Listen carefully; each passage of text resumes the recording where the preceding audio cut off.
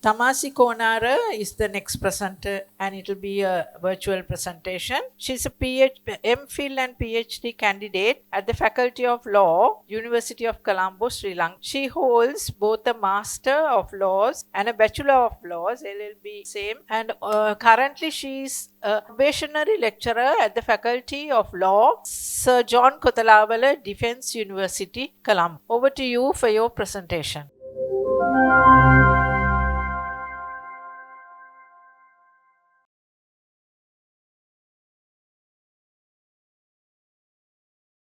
Hello everyone, good afternoon. My name is Thamasi Konara. I'm a lecturer attached to the Faculty of Law, Sir General John Kotelawala Defence University.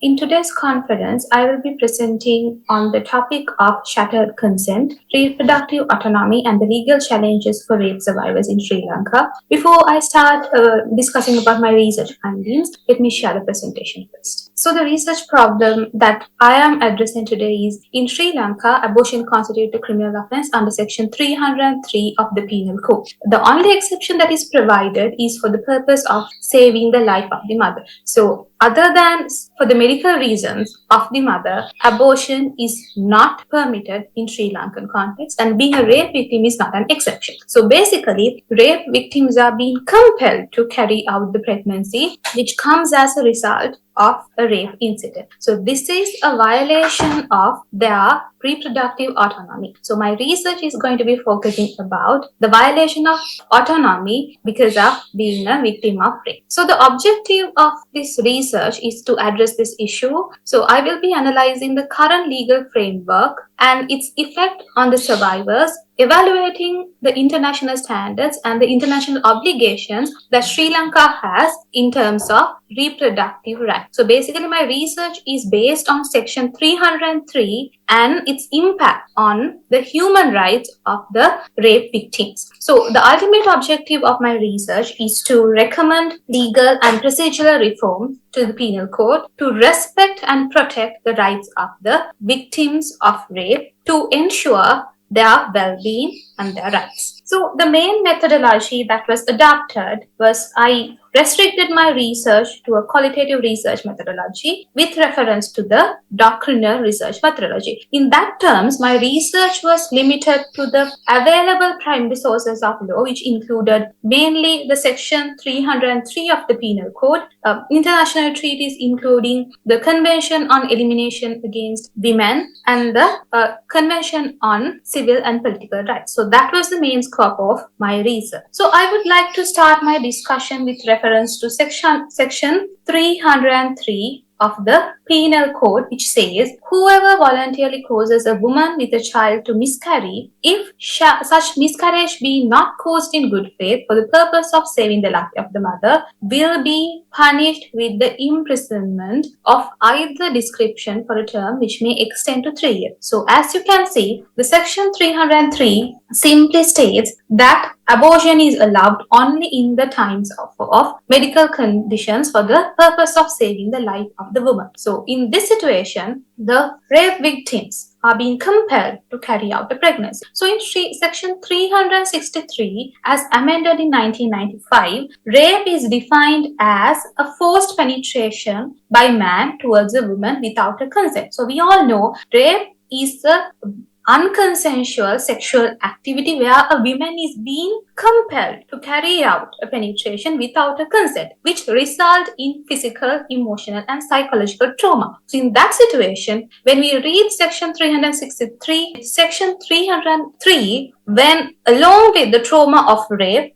if a rape victim is pregnant, she is being compelled to carry out the pregnancy. So in 1995, in 2012, in 2022, there has been attempt to amend the existing legal clause to allow rape victims to go through a medical induced abortion, but it was a failure. So up until now, Sri Lankan government has failed to decriminalize abortion during pregnancies of rape victims, and this has been an unaddressed area in Sri Lankan legal literature as well. So in 1997, there has been research done on the impact of Section 303 on the women's rights, but it doesn't specifically address about the rape victims. So the rights of the rape victims has been a gray area in the legal literature as well. So this is the law which states under Section 303. So now I want to discuss about how reproductive health and the reproductive autonomy is being violated by Section 303. So reproductive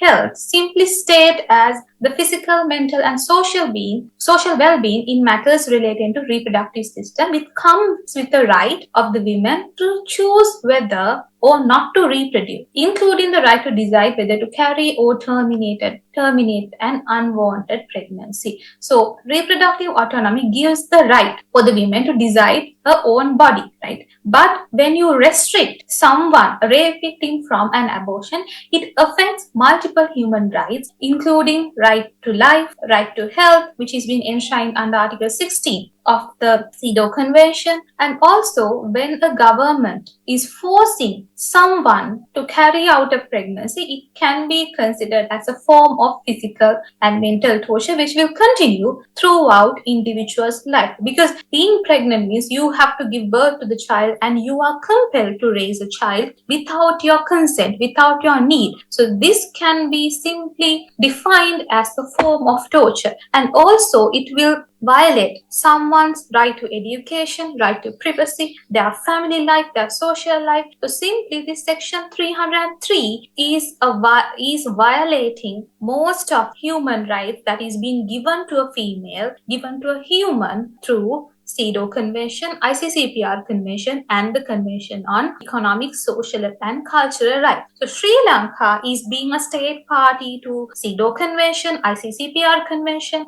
and ICEACR Convention. We are being obliged to protect and promote reproductive rights of women, which includes rape. But failure that happened from 1995 up until today, Sri Lanka has violated the international obligations that we have as well. So the conclusion that I want to make is that criminalizing termination of pregnancy is a serious violation of international human rights obligations. So the Sri Lankan government has the responsibility to put women's human rights at the center of the policy consideration. So there is a question between rights of the unborn child and rights of the mother. So basically, under international human rights law, the human rights are being given to the individuals who are living, the born individual. So in that situation, the rights of the mother should be prioritized than the rights of the unborn. So basically, the government is being given the responsibility. They are being responsible to ensure the women's human rights in terms of reproduction. And also, my main recommendation is to decriminalize abortion in situation of a rape victim under Section 303. I know the Sri Lankan system is based on different social, cultural, and religious factors, yet compelling a rape victim to have a pregnancy, an unwanted pregnancy, is a form of torture. So my main recommendation is, while continuing criminalization of abortion, there should be an exception provided for the rape victims where they are being given the opportunity to terminate the pregnancy they want. In addition, along with legalizing abortion for rape victims, supplementary measures should be taken to ensure that this system of taking abortion is safe for the mother. So basically, to summarize about my research was focused on Section 303 of the Penal Code and its impact on the reproductive rights of the women and how Sri Lanka is violating these reproductive rights of the rape. Thank you.